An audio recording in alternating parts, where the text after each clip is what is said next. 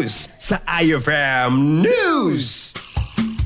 At sa ating good news naman po, katapatan ng dalawang tricycle driver sa Lingayen matapos magsauli ng naiwang cellphone. Hinahangaan na. Para sa good news na yan, ikwento mo, Idol Tita Ronnie.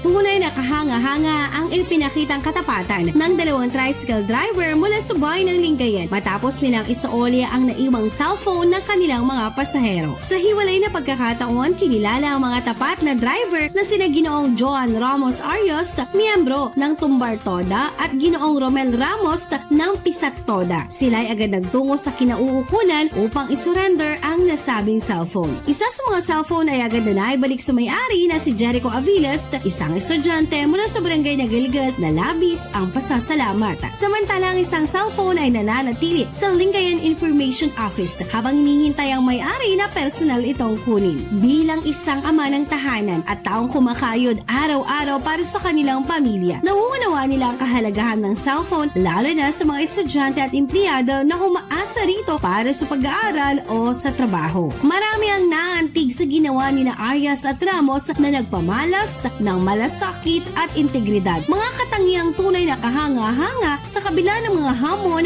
sa makabagong panahon. Yan ang ating good news for today. Ako si Idol Tita Ronnie Tatak, IFM. IFM News! IFM News!